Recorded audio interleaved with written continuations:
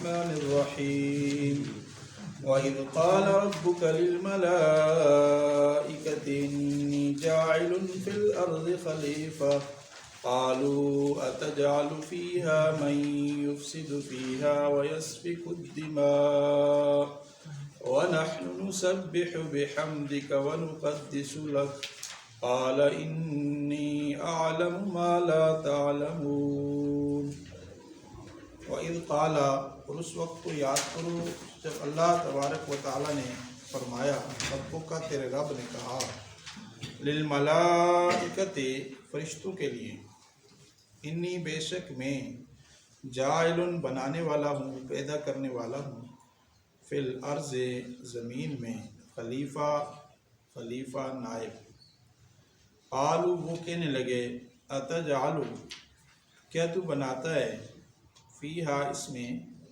من یفسد جو فساد کرے گا فیہا اس میں ویسفک اور بہائے گا الدماء خون ونحن اور ہم نسبح تیری تسبیح کرتے ہیں بحمدک تیری تعریف کے ساتھ ونقدس اور ہم پاکی بیان کرتے ہیں لک تیرے لیے قال فرمایا اللہ تبارک و تعالی نے انی بے شک میں عالم جانتا ہوں ما لا تعلمون جو تم نہیں جانتے۔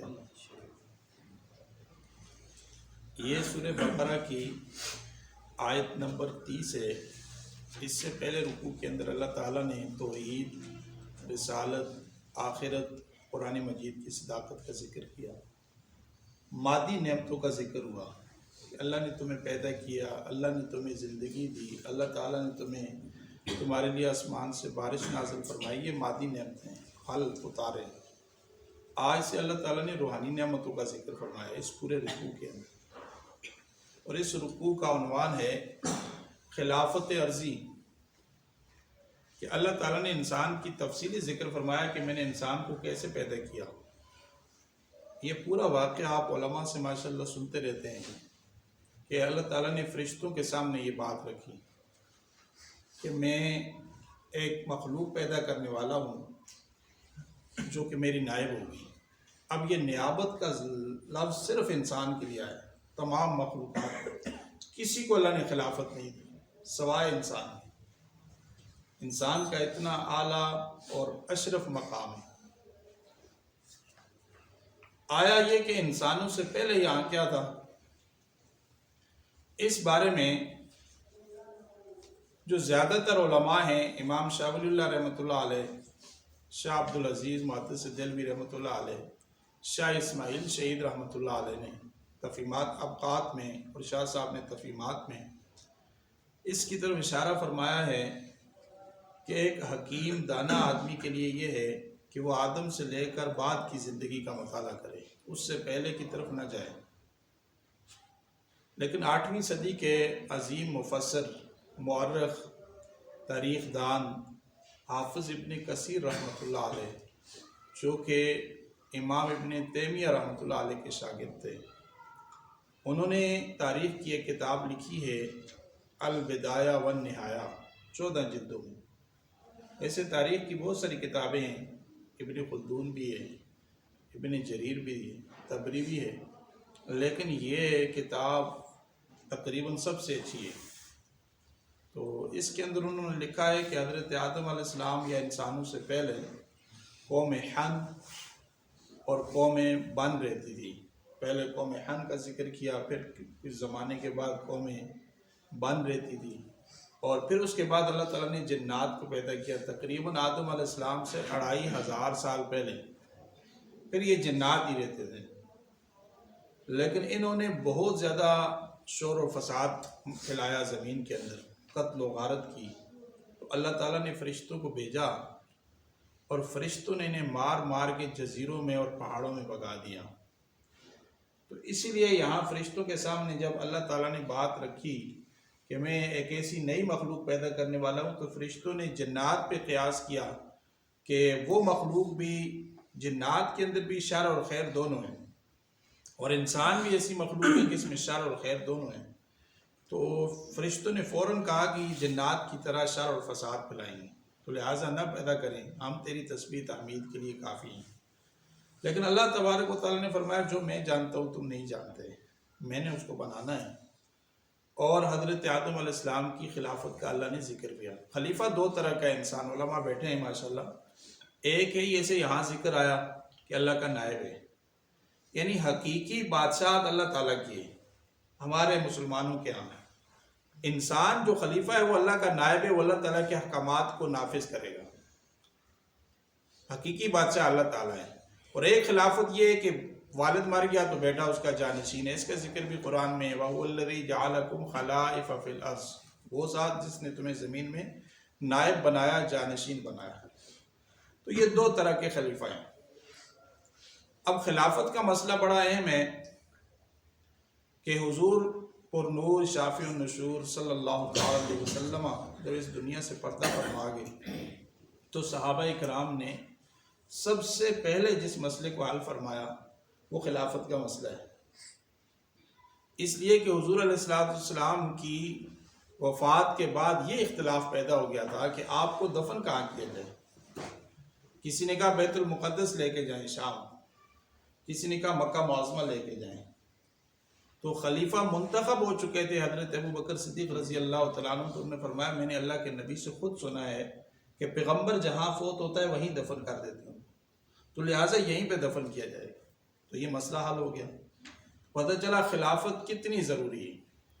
اب خلافت کیسے منعقد ہوتی ہے؟ اہل سنت والجماعت کا یہ عقیدہ ہے، عامت المسلمین جس کو اتفاق رائے سے خلیفہ بنا لیں، یہ نص نہیں ہے اللہ کی طرف سے یا اللہ کے نبی کی طرف سے کہ فلاں خلیفہ ہوگا، لیکن اشارتاً احادیثوں میں موجود ہے، علماء موجود ہیں، یأبی اللہ والمؤمنون الا ابا بکر، کہ اللہ انکار کر رہا ہے، مومن انکار کر رہے ہیں کہ ابو بکر کے علاوہ کوئی نماز نہ پڑھائے رضی اللہ تعالیٰ عنہ۔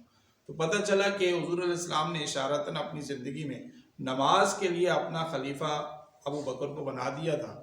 تو صحابہ نے کہا جب نماز تو اہم مسئلہ ہے، دینی مسئلہ ہے، تو دنیا تو دوسرے درجے کی چیز ہے، تو دنیا کے امور میں بھی یہ ہمارا امام ہے، خلیفہ ہے۔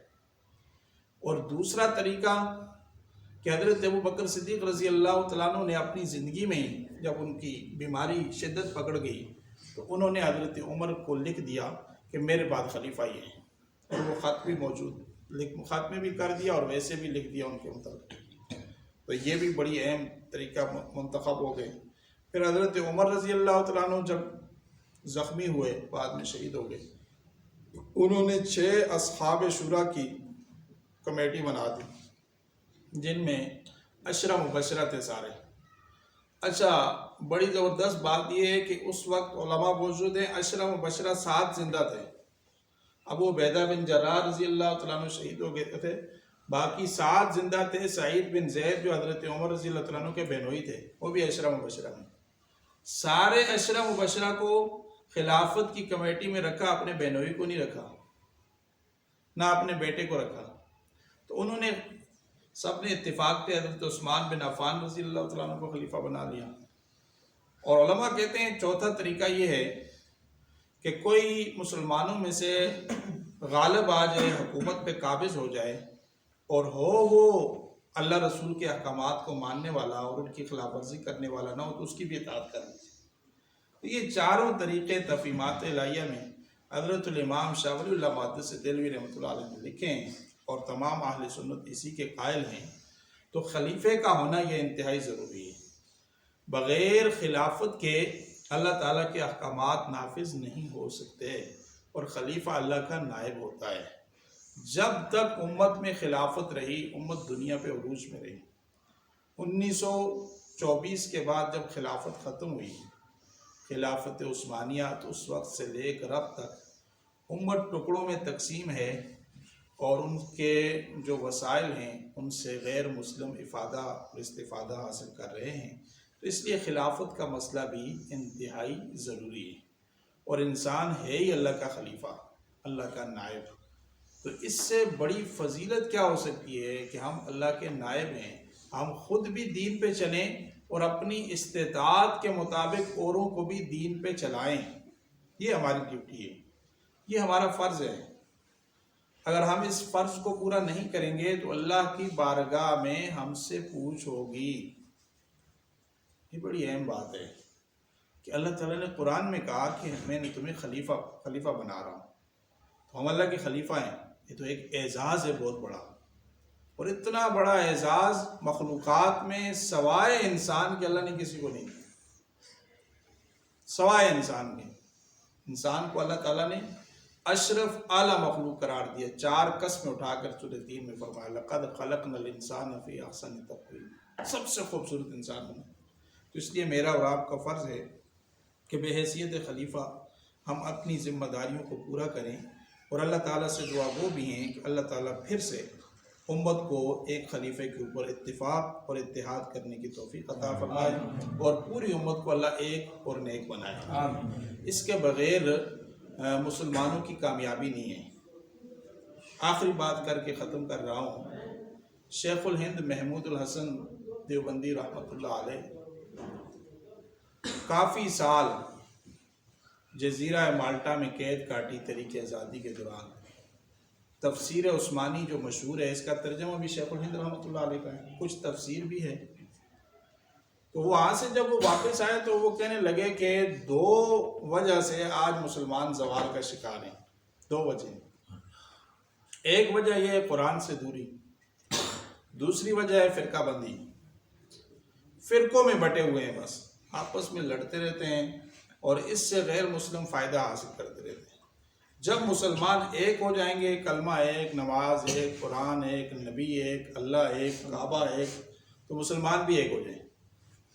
تو یہ تفرقوں کو، یہ چھوٹے چھوٹے ذہنوں کو اپنے سے نکال کر کلمے کی بنیاد پر قوت کا درجہ قائم کیا جائے، تاکہ امت پھر دنیا پہ غالب آئے. آخر دعوانا آمین. الحمدللہ.